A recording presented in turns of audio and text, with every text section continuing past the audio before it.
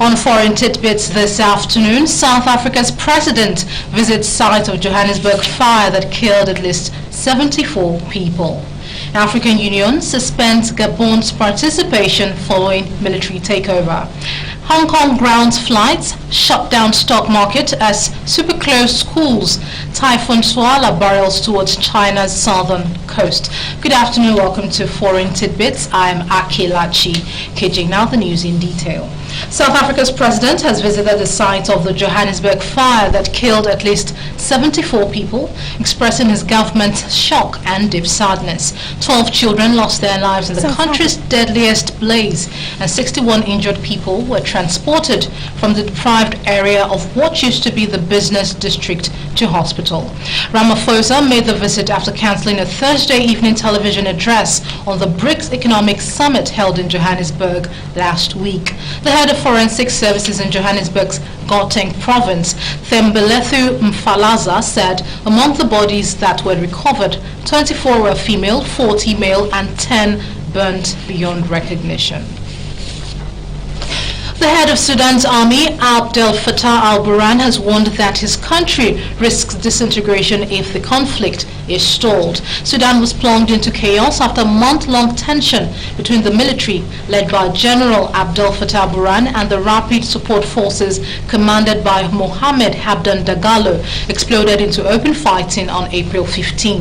Burhan's remarks echo those he met in Egypt on Tuesday, August 29, the general's first trip abroad since the conflict broke out. According to the UN Human Rights Office, the fighting is estimated to have killed at least 4,000 people, though activists and doctors on the ground say the toll is likely far higher and more than 4.6 million people have been displaced. And now one of Libya's rival prime ministries rejected the prospect of normalizing relations with Israel days after news broke of a secret meeting between the two countries' foreign ministers. The Israeli foreign minister Eli Cohen publicly announced that he and Libya's foreign minister had held a private meeting in Rome the previous week, the first ever between top diplomats from both countries, and Libya's prime minister Abdulhamid Dbeibah suspended Foreign Minister Njala Mangush and launched an investigation into the meeting. It is illegal to normalize ties with Israel under a 1957 law in Libya, which has long been hostile towards Israel and supportive of the Palestinians. Dbeibah said that his government completely rejects any form of normalization with Israel during a televised ministerial meeting. The meeting ignited angry street protests in several Libyan cities, prompting Mangush to flee to Turkey for fear of his safety. Her exact whereabouts remain unknown. Now, the African Union has suspended Gabon's participation in all of its activities following military takeover, which it is strongly condemned. Following the decision at the meeting of the bloc's Peace and Security Council earlier, the Gabonese junta said it will phase in what it is calling transitional institutions after the removal of President Ali Bongo. The soldiers gave no details on how long these would remain in place, nor how or whether power might be handed back to a civilian government. The main opposition alliance has urged the junta to discuss the best way forward. It added that Gabonese should be grateful that they had dethroned the Bongo dynasty, but called on the military to act responsibly. An ECOWAS delegation that included the president of the commission, Omar Aliou Touré, was in Spain to ask for support from the European Union. The officials were accompanied by Niger's Minister of Foreign Affairs, appointed under President Bazoum.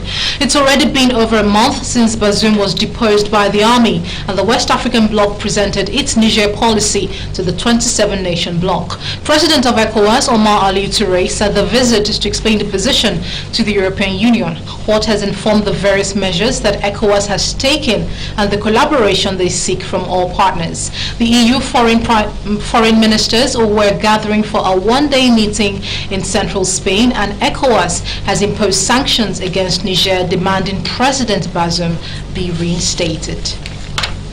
And coming from Hong Kong has grounded flights, shut down its stock market, and closed schools as Super Typhoon Saola barrels towards China's southern coast.